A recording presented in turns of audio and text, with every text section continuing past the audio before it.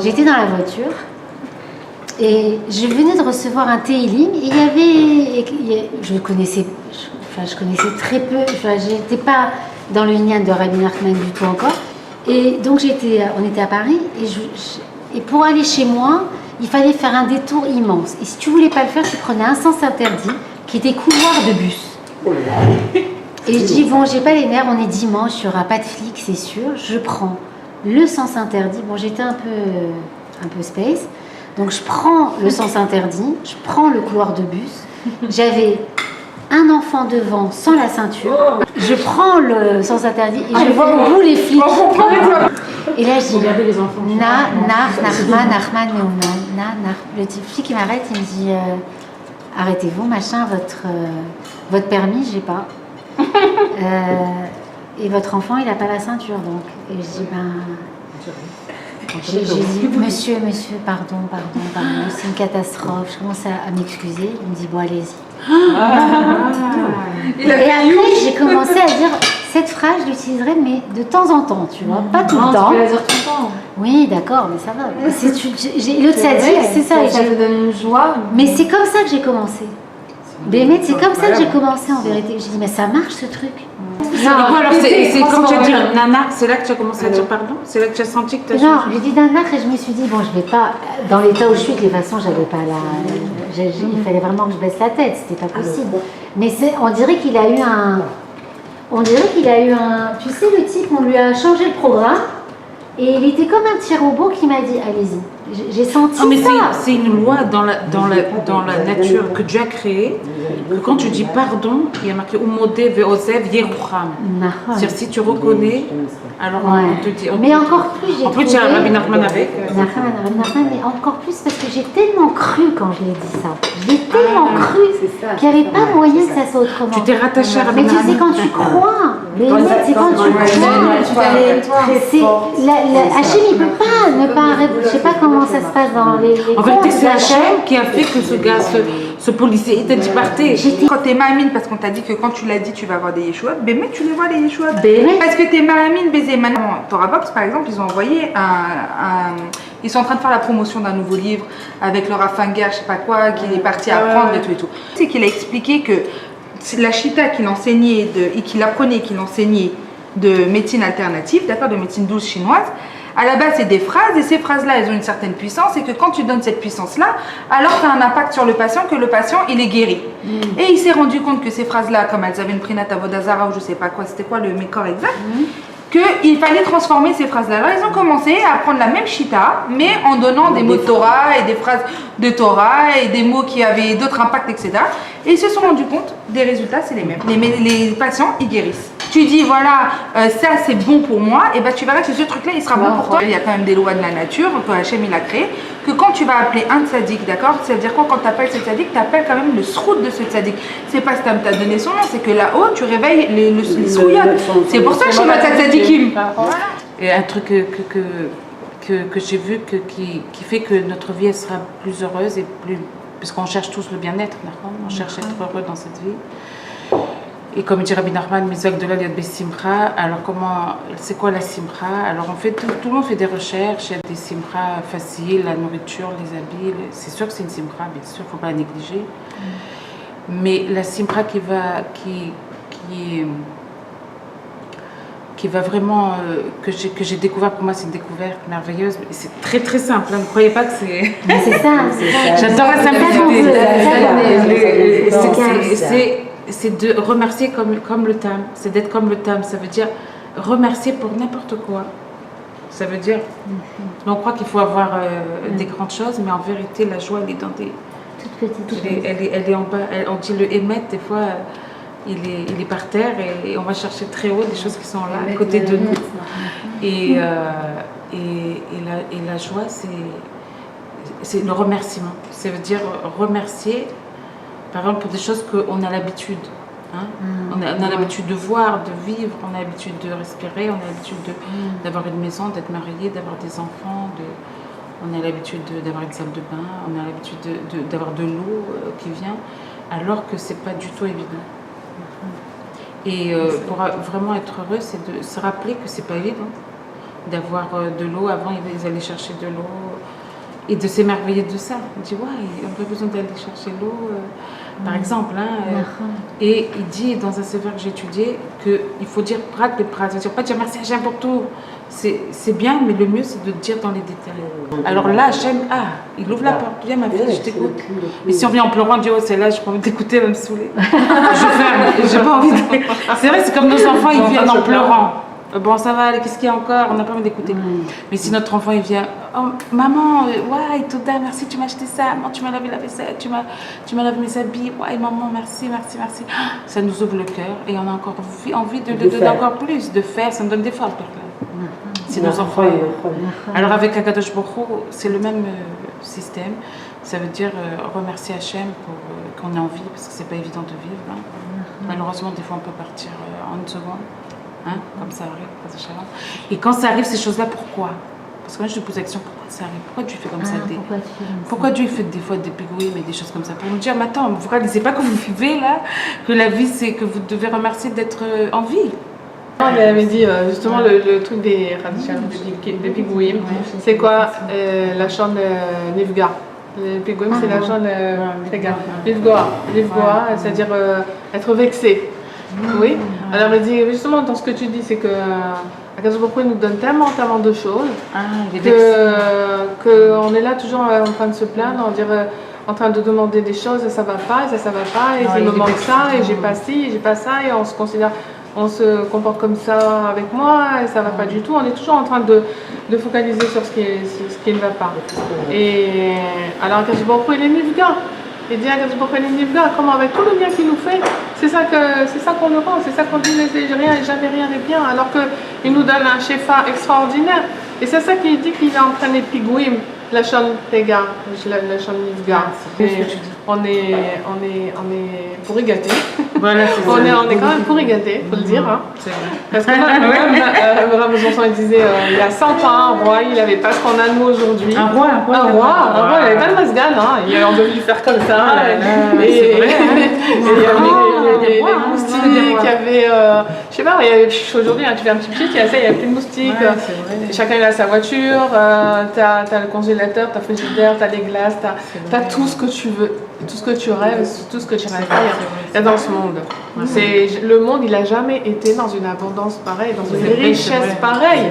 Et plus que tu as. Alors pourquoi ça ne rend pas plus heureux? Voilà. Alors quelle est la raison pourquoi ça ne rend pas plus heureux? Si on regarde d'une manière mal, alors tout est mal. Tu peux avoir tout, être choyé, avoir toute la gâchemioute, même la rouchaniout. On a des flots et des flots de rouchaniout. Je dis pas. La génération d'avant, ma mère, elle n'était pas dans tous ces. Ni ma grand-mère encore moins, elle était devant les mezuzahs en train de prier. C'était toute la Torah qu'elle avait, ou bien de temps en temps, nous raconter des midrashim qu'ils entendaient le Shabbat après-midi, ma grand-mère, on a le Shabbat quand ils étaient petits. Mais de la Torah, on en a des flots, nous en tant que femmes. Même un Nitrachem, qu'il y a la génération d'avant, ils ne connaissaient pas autant de choses que nous. C'est dans ma slève. Donc, Berouchaniout, Bogashmiout, on est inondé de Tov. Mamash inondé de Tov. Et la seule différence, c'est qu'on ne met pas le focus où il faut. C'est qu'on n'a pas une Tova. Toute la différence entre le malheur et le bonheur, c'est quand tu mets une Tova. Tu vas avoir les plus grands. Il y a des gens qui sont heureux même. Une fois, c'était le Maguide Mézérich. Il y avait deux talmidim qui voulaient savoir comment on réagit quand on n'a rien. Comment on peut être mitrazek, comment on peut se renforcer quand on n'a rien du tout. On n'a pas de. Excusez-moi, parce que sinon j'arrive pas à me concentrer. C'est pas joué, ça va du temps passer pour j'arrive pas à me concentrer. Alors, ils ont demandé au Maguide de Mézérich comment on fait pour se renforcer quand on n'a rien. Parce que à l'époque, le rien, c'était pas le rien d'aujourd'hui. Aujourd'hui, tout le monde a un toit, au Hachem, il y a de quoi manger. Même si on manque un peu, on n'a pas la mayonnaise ou le truc bon. Mais là, quand ils n'avaient rien, ils n'avaient vraiment rien. Alors, Maguide de Mézérich, il a dit aller voir Abzouché. Et Rav Zouché, il était connu pour être mamash, quelqu'un de très très très très pauvre. Il n'avait rien, absolument rien, c'était moins que rien. Alors il a dit aller voir Rav Zouché Et ils sont arrivés dans cette maison qui était vraiment sous terre, presque sous terre. C'était tout humide et puis il faisait froid. Il y avait les stalagmites là qui pendaient sur le plafond. Il n'y avait rien dans cette maison, c'était très chaud. Et c'était connu pour être un Baal Sourim. Il y avait beaucoup il était très éprouvé. Alors ils sont arrivés, ils ont dit vous êtes Rav Jouchir? Et oui, il a dit ben voilà, alors notre Rav nous a demandé de venir ici pour vous demander comment on fait pour se renforcer quand rien ne va. Alors il les a regardés et a dit je sais pas, je comprends pas ce que vous voulez dire. Moi tout va bien. Alors ça n'a pas suffi, ça veut dire, ils voyaient pas, ils voyaient pas que ça va pas bien. On va dire aujourd'hui, il y a tellement de shefa et trucs. Qu'est-ce qui va pas bien? On cherche la petite bête pour dire que ça va pas bien. Parce que c'est tout pas parfait, mamash, rousse. On va aller voir le 1%, 99% tout va bien, 1% ça va pas. On va aller mettre le focus sur le 1%. C'est ça, et comme on va voir sur le 1%, ça veut dire que tout le reste, c'est rien du tout. Si on a une tova, même si la personne elle a des souffrances, des shalom, elle a une tova, elle va se dire bon mais attends, ces souffrances elles viennent du ciel, donc c'est là pour me faire grandir, c'est là pour comprendre. Je vais chercher, je vais poser des questions, je vais demander à Kadosh Baruch Hu comment je peux grandir avec ce Nisayon. Le Nisayon, l'épreuve elle n'est pas là pour nous faire tomber, c'est pas possible. Elle n'est pas Hachem il est que bon, donc il ne veut nous faire que du bien. Il n'est pas là pour me faire le mal, à Kadosh Baruch Hu, au contraire, il veut que le bien. Donc moi, je vais chercher quel est le bien là-dedans. Et quand on va chercher, on le trouve. On le trouve. Mais le meilleur de c'est vrai. Le meilleur de la Hidboudou, c'est d'être sincère avec Hachem. Non, tu me dire, c'est de... Je n'ai pas dit qu'il faut faire semblant de trouver le bien. J'ai dit il faut arriver à mettre les bonnes lunettes et se dire que tout est bien. Moi j'ai un problème, je vois tordu. C'est vrai qu'on est mal influencé parce que la tic-chorette, quand on a les informations, ça va pas, ça va pas. On allume ils pour font voir. exprès, il paraît qu'ils font exprès. On allume pour voir où ça va pas. Qu'est-ce qui va pas? Qu'est-ce qui va pas et où ça va pas? Non, mais On n'allume pas le moral des gens. On n'allume pas pour voir les bonnes nouvelles, parce qu'on sait qu'il n'y en aura pas. Donc on est conditionné, mais la est là, à voir le mal. Pourquoi on est conditionné pour voir le mal? Parce qu'au moins, on peut aller dans les tavot, après te faire les publicités avant, après, pendant, au milieu. C'est super, moi je voudrais dire un truc là-dessus. On va t'écouter. Mais Rabbi Nachman nous dit dans la Hibou des doutes qu'il faut la guide de la Kadosh Baruch Hu, kol ma she'over aleinu. Alors, il faut lui dire, il faut dire à Hachem, nous risromot. C'est-à-dire, alors il a dit Shah Bayom. Et quand la Shah, il est Simcha. À un moment donné, tu vas dire ce qui ne va pas, d'après ce que tu ressens, tes impressions. Tu vas les arranger quand tu vas parler à la Kadosh Baruch Hu. Et tout le moment, une fois que tu as fait ça, toute la journée, tu dois être Simcha. Je finis mon histoire de la publicité dans les informations. Alors, comment ça se fait que tu as de la pub avant, pendant, après, tout le temps?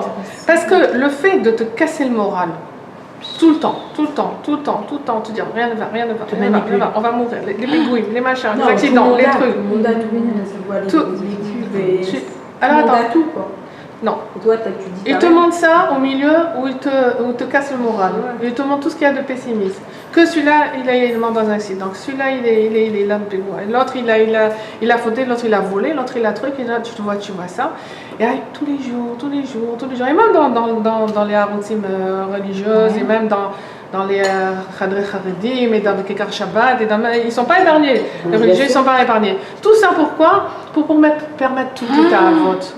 Tout ça pour te dire, ah bon, puisqu'on va mourir, allez-y, consommez, et voilà, et le coca, et le machin, et les vacances, et la voiture, et le J'ai senti ça, c'est une découverte extraordinaire. C'est incroyable, c'est un tribouche. Non, on l'avait jamais vu comme ça. C'est merveilleux. Voilà. Alors voilà. Le chorège de ce que tu dis. J'ai oublié, mais il y a un chorège. Quand je me souviens, je vous dirai. C'est merveilleux. Mais c'est ça. C'est extraordinaire. Alors voilà, maintenant, c'est pas toi qui as la zout. On te met sans cesse dans la zout. Et qui vont te donner l'habitude, cette sale habitude-là, de ne voir que le rat, de ne voir que ce qu'il n'y a de pas bien, tout le temps. Et après, tu vas t'acheter ta glace, ou bien tu vas partir en vacances, ou bien tu vas... Oui, pour te consoler, parce qu'il faut se remonter le moral, parce qu'on va mourir, parce que c'est dommage de laisser tout ça, après tout c'est là pour qu'on profite, et encore une tabac, et encore une carte de crédit que tu vas t'étrangler pour... Oui. Et alors le fait que maintenant on est dans cet état d'esprit, c'est pas nous, c'est en fait il y a une poignée de gens qui sont de la Sitra Achara et qui tiennent qui manipulent les informations, qui manipulent la mode, qui obligent, comment on oblige des gens à mettre tous la même chose, des trucs, de faire un tube comme ça, c'est horrible, mais c'est vraiment horrible de tout raser ici avec un truc là, mais c'est même pas beau. Tu les vois avec le super costume, mais la choupe, c'est complètement, mais c'est ridicule. C'est-à-dire vraiment, si la personne se voyait comme ça, au moment où c'est pas la mode, elle dirait qu'elle t'aime, mais c'est quoi cette histoire? Alors à quel point on est influencé par la société de consommation qui nous oblige à penser comme ça, à être comme ça, et nous-mêmes on est influencés, on ne sait pas à quel point. C'est vrai qu'on ne va pas aller avec la choupe, on a un foulard, on n'a pas la choupe, on n'a même pas l'imagination d'aller avec une choupe. Alors comme on est éduqué, et aussi notre éducation elle n'a pas été on nous dit oui c'est bien ma fille, tout ce que tu fais c'est magnifique, c'est quoi cette note, c'est quoi ce truc, c'est quoi ces résultats, t'as que passage à ton baccalauréat, quand même t'aurais pu avoir au moins bien, si c'est pas très bien, ok, mais si on n'est pas capable de voir ce qui ne va pas dans l'enfant, ça veut dire qu'on n'est pas capable de faire son éducation. Un truc complètement tordu, on vit qu'avec ça. Alors ça fait qu'aujourd'hui, on voit instinctivement ce qui est pas bien. On voit le mari, par exemple, parce qu'on est des femmes, d'accord, on voit le mari, on voit instinctivement ce qui est pas bien. Instinctivement, on va pas dire ce qui est bien, hein. Mais l'instinct premier est de voir ce qu'il y a de tordu dans l'autre, et maintenant on doit faire tchouva sur ça. C'est-à-dire que si tu te mets dans le tov, alors tu mets tes lunettes de Ain Tova, tu vas dire mais où est le mal? Je comprends pas. De quoi? D'ailleurs, quand tu vas chez Rabbi Nachman, il te donne des vraies lunettes. Il te donne des vraies lunettes. Mais ça, c'est des programmations aussi. Tu sais, cet après-midi, il y avait une jeune fille, enfin, elle a quand même 47 ans. Bon, ok, tu n'arrives pas à me marier. Et elle me dit comment je fais tout ça, j'arrive pas à me marier, mais enfin, il faut que je fasse un gosse. Et je comprends, il faut que je me marie, il faut que je commence à construire ma vie. Tu comprends? Alors, je dis ouais, mais t'as raison. Je dis mais pourquoi tu n'es pas arrivé jusqu'à maintenant? Oh bah celui-là il était comme ci, celui-là il était comme ça, bah regarde cette semaine là je suis venue pour un chidour et regarde, je suis allée le voir, je suis arrivée comme ça hein, à l'improviste, bah, il était affalé comme ça dans son fauteuil, il était en train de dormir, il s'est énervé parce que je suis arrivée comme ça au milieu et tout, non il n'est pas normal le bonhomme hein, quand même, tu vois, alors comment je peux me marier avec un type comme ça? J'ai dit mais attends, t'as pas un problème quelque part toi? Tu y vas pourquoi? Parce que tu veux le surveiller, et c'est ce qu'il lui a dit. Il a dit qu'est-ce que t'es là à me surveiller là, venir à l'improviste et tout, qu'est-ce que tu crois que je suis en train de faire? Je vais faire des choses pas bien ou quoi? Il a ressenti en elle qu'elle est venue le surveiller. Alors devant moi il était bien, mais derrière moi, j'ai dit mais attends, tu vas te marier avec lui, mais il va péter les blancs le bonhomme, c'est-à-dire arrête, tu vas le rendre fou. Donc tu as une programmation de voir le rat, celui-là il est comme ci, celui-là il est comme ça, celui-là il est comme l'autre. J'ai dit tu vas te marier avec quelqu'un. Il n'y a personne qui est parfait. Tu vas voir des défauts, c'est sûr que tu vas avoir des défauts. Mais maintenant, sache prendre la vie comme elle vient. Tu vas voir ce défaut, tu vas te dire comment je peux grandir avec ce défaut qu'il a. Qu'est-ce qui va me faire grandir dans ce défaut? Au lieu de l'écraser, au lieu de l'aplatir, au lieu de l'accuser, tu vas développer peut-être de la rahmanout, peut-être de la pitié, peut-être tu vas aller chercher des choses qui sont bien chez lui, parce que tu peux pas vivre avec Laura, donc tu vas aller chercher des trucs qui sont bien, et tu vas les faire revaloir.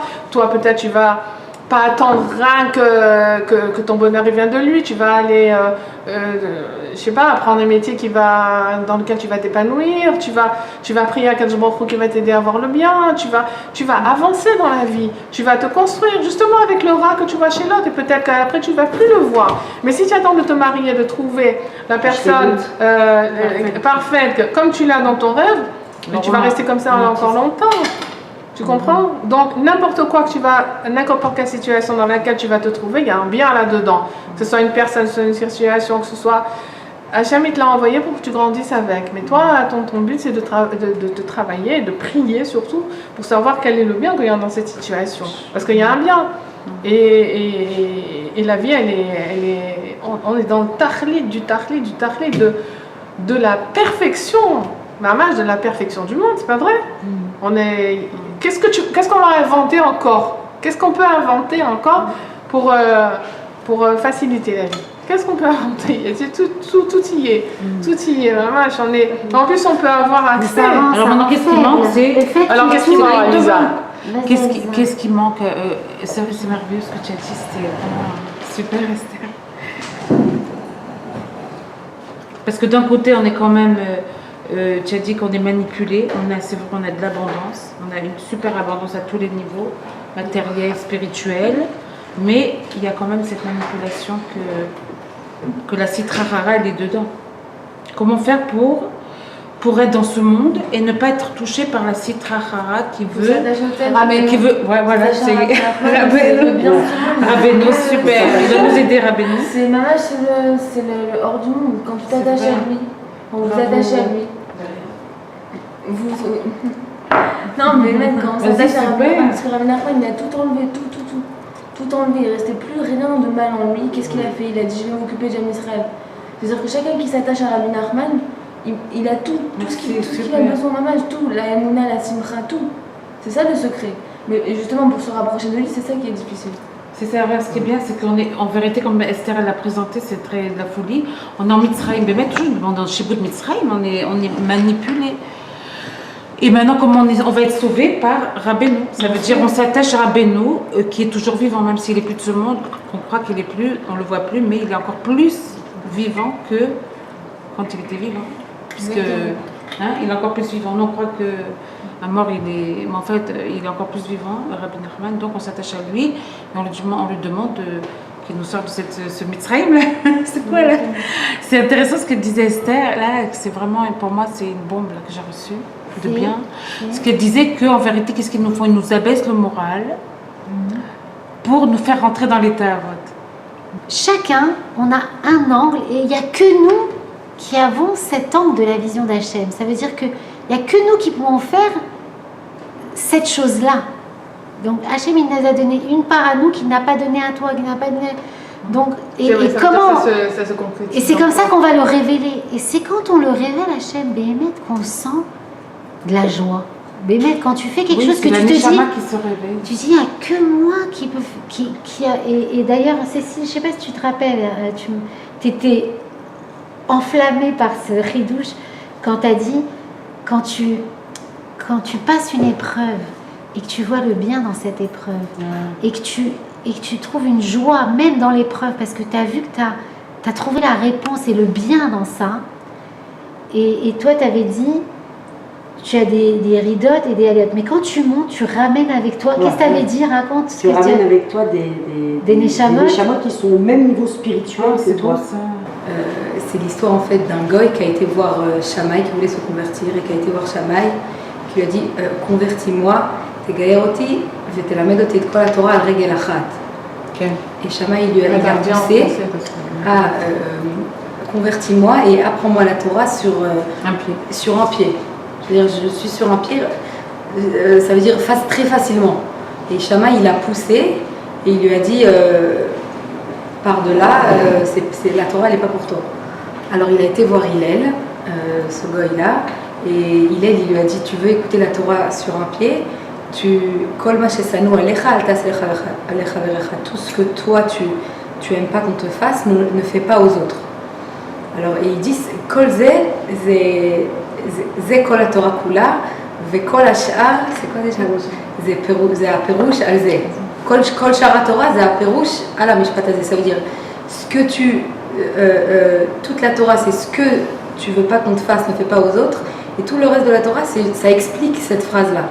Alors ils disent, comment ça peut être possible? C'est quoi? Alors les Gdolei Chassidut, ils disent que ce goy-là, il est venu, il a dit, moi, je veux être juif, mais je veux pas monter et descendre. Je veux être sur un pied, je veux être stable.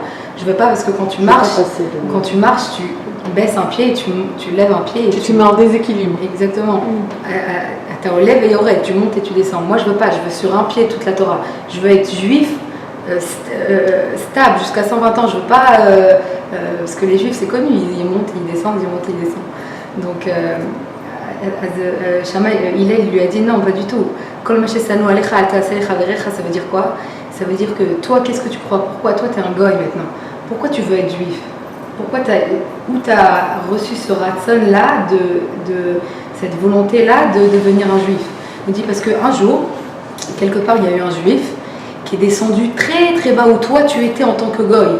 Sa irida, elle était tellement basse qu'il a décidé de monter, il a monté ta neshama avec toi, et c'est quand ce juif il est descendu aussi bas qu'il a créé cette volonté en toi de devenir un juif. Je peux reprendre ça m'intéresse pas, je sais pas trop bien encore. C'est toi, le goy, il lui a dit toi t'es un goy. Qu'est-ce qui a fait que tu veux devenir un juif? C'est quel phénomène qui a fait que tu veux devenir un juif? C'est qu'il y a un juif quelque part dans le monde qui est descendu aussi bas que toi tu étais. Sa irida était aussi bas comme la irida d'un goy. Et au moment où il est arrivé à cet endroit, il a pu prendre la neshama de ce goy-là et il est horaire une volonté chez lui de devenir un juif. Alors il a dit, et de là, Kol ma shesanu alecha al ta'aseh chaverecha, toi tu demandes d'être stable et de ne pas descendre, mais toi si on t'aurait dit que ce juif-là il ne serait pas descendu, tu serais toujours goy.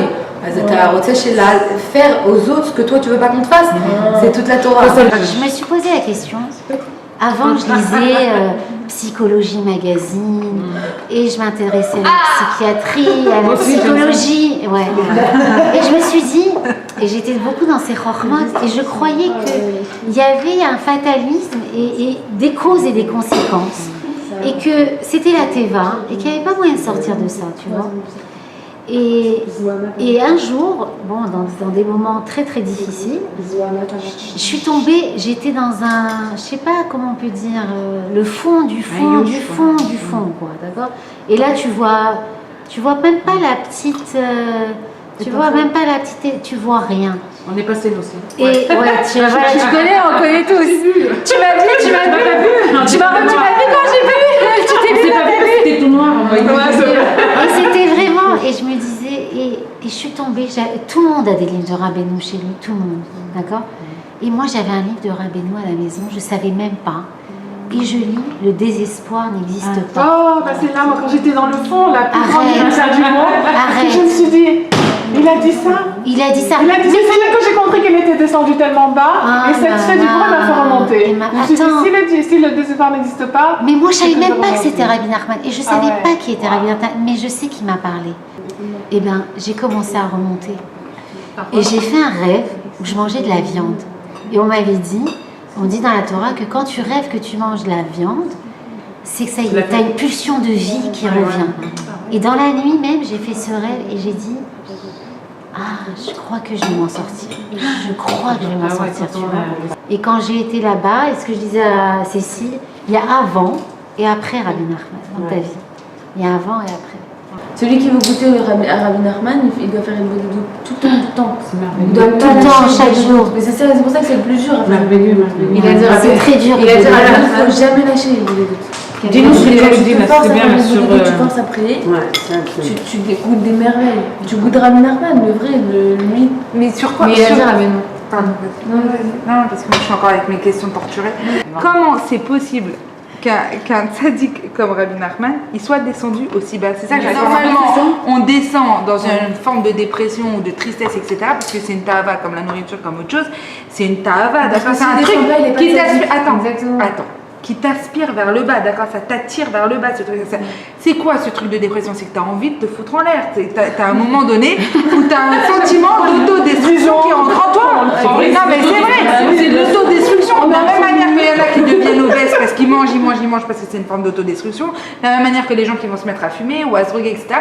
C'est à un moment donné, tu as quelque chose dans ton corps. Ouais, il y a un moment donné, il y a un truc dans ton corps qui te pousse à te faire du mal et à te mettre stop, out of service, tu vois que tu dis stop, la machine elle s'arrête là, elle en a ras le bol, on arrête. C'est du désespoir. Alors, mais c'est ça, ce fameux, entre guillemets, ce fameux désespoir. C'est du désespoir. Maintenant, un tzaddik ou quelqu'un qui est dans la Torah, d'accord, même supposons Parce qu'avant Rabbi Nachman, il n'y avait pas Rabbi Nachman. Avant Rabbi Nachman, d'accord? Il y avait d'autres tzadikim, mais il n'y avait pas encore Rabbi Nachman.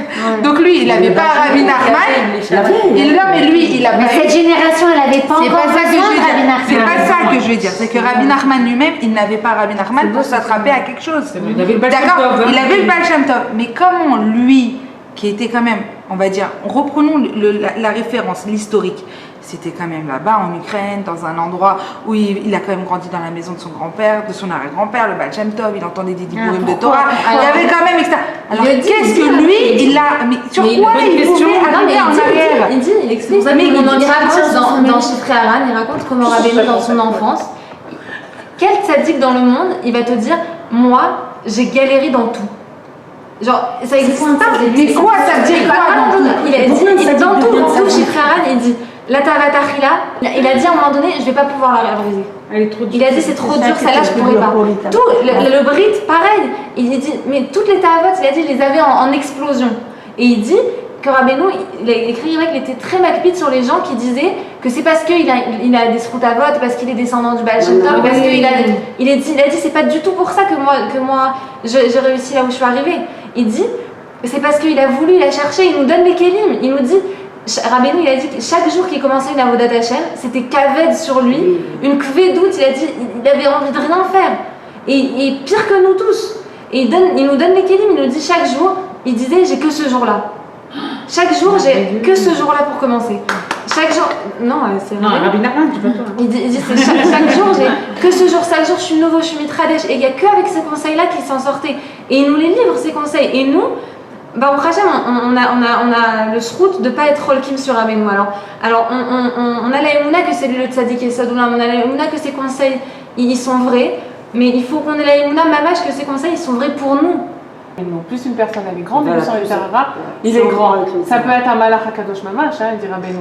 C'est pas le Yetzirara, gars, c'est grossier, rustre, machin. C'est quelque chose de très très raffiné. Attention, les Yetzirara de Rabbeinu, c'est du raffinement, de raffinement. Non, mais par exemple, Tavat Achila, du bruit. Rabbi Nachman, il avait. C'était pour donner un derrière à nous. Pour nous donner un derrière à nous, lui n'avait pas besoin. Il est Rabbi Nachman parce qu'il avait un Yetzirara. Son Yetzirara, c'était un Yetzirara qui était plus grand que notre Yetzirara à nous. Pourquoi? Parce que justement, il devait les taquer. Tous les tikkunim, tikkun à Achila, tikkun à Niouf, tikkun à Mammon, il devait les taken à Kol. Pourquoi il devait les taken à Kol? Pour enlever tout le rat. Rabbi Nachman, il a enlevé tout le rat de lui. Mais comment il peut enlever tout le rat de lui? Il faut qu'il ait le rat pour enlever le rat de lui. Sinon, il ne peut pas faire ça. Non, moi, je ne pense pas que c'est pour lui. Tout ce, non, c'est pour Comment tu t'appelles? Ah, Levana nous a raconté tout à l'heure l'explication du problème, puisque il lui a expliqué que pour que lui maintenant, ce goy-là, il a une pensée de tchouva, c'est parce que le juif, il a dû avoir une yerida, il a bait mitrazek, et cette itraskout, ce renforcement qu'il a eu à cet endroit qui était très bas, ça a permis au goy de faire tchouva, d'avoir une volonté de devenir juif. Donc le tzaddik adore, qui est collègue toutes les neshamot du Ham Israël, il était obligé d'aller dans le niveau le plus bas du dernier des derniers du Ham Israël, d'aller tout au fond là-bas pour pouvoir donner un hirur tchouva à ce dernier des derniers. Tu comprends? Lui, il n'en avait pas besoin de la yerida. Je pense pas qu'à son niveau, comme tu dis, c'est tzadikim, verfolé, c'est Neshama qui a goûté, même pas l'arbre de la connaissance du bien et du mal. C'est comme un malard, tu vois, il n'a pas besoin, il ne goûte pas. Mais c'est pour la tova du Ham Israël après. Il y a une fois, j'ai été faire un petit pool de réflexologie. Tout simple, avec une tonne de tarot avec un foulard noir qui m'a proposé de me faire de la réflexologie. Et bon, comme j'étais pas bien très bien dans ma tête, comme il y a 15 ans. Alors elle me dit, en 10 séances, je te remets bien, à point. tout les trucs.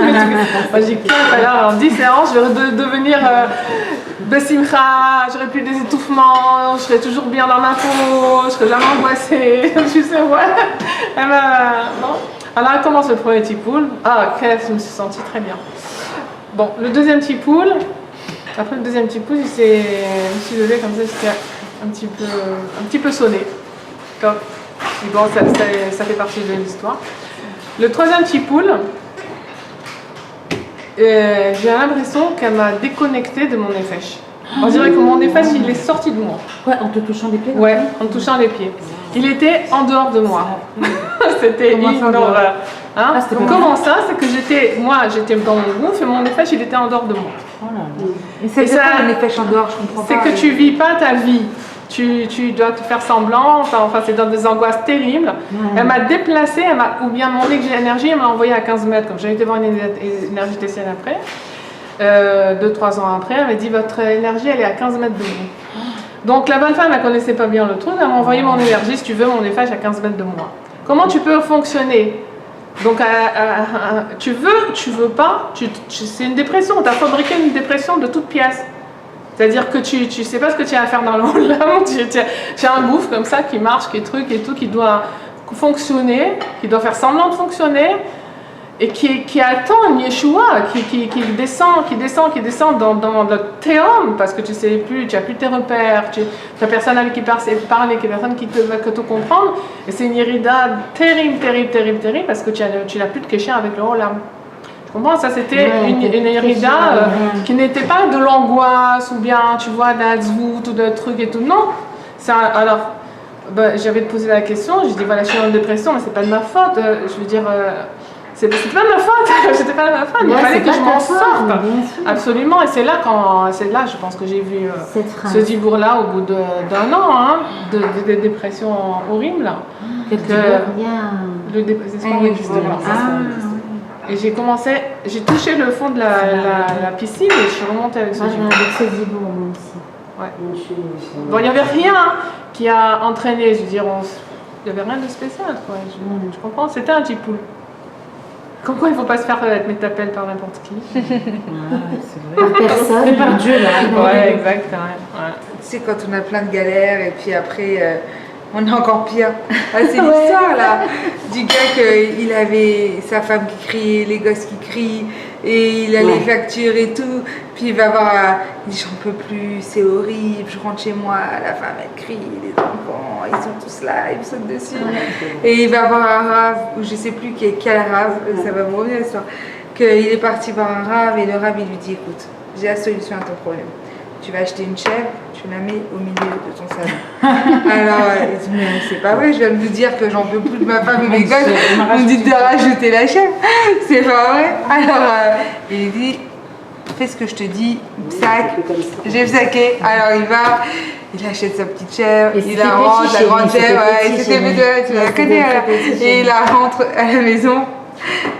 Au bout de quelques jours, l'horreur, la chef partout, voilà, qui a dû pas où se déplacer. Elle bouffe les factures, c'est vraiment ça qui est bien. Elle est là, et la femme, et les gosses avec la chèvre et tout l'horreur. Et on retourne dans la il dit, j'en peux plus. C'est où elle ou moi? Il dit, allez, maintenant tu peux la retirer. Et il revient moi, oh merci, extraordinaire, je respire, j'ai mis. Il est revenu juste au même temps qu'il était avant, il sent la chèvre. Alors il est venu, il s'est plaint, maintenant, et on a remis la chèvre, on lui retire. Ah, maintenant c'est qu'elle. Ouais, c'est exactement ça. Ça veut dire qu'on doit prendre sur nous, c'est ça, c'est ça qu'on doit prendre sur nous quand des fois on se sent pas bien. Je pense qu'il faut dire qu'il y a pire. Pas du recul, non, je pense qu'on doit prendre sur nous des mises-votes, tu vois.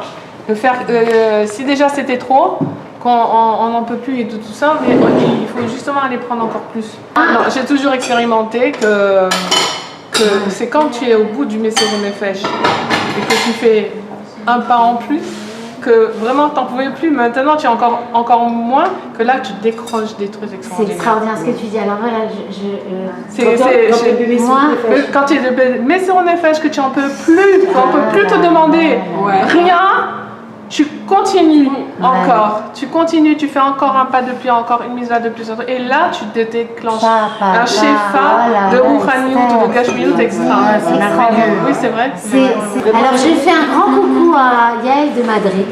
Alors Yael, parce que Yael, elle m'a donné une leçon. Et on en parlait ensemble dans ces moments difficiles, on était connectés dans ce moment, on passait le même moment difficile. Et elle me dit, moi je me lève le matin. Et tu sais ce que je dis au Yetzirah? N'a le bouc, tu m'auras pas.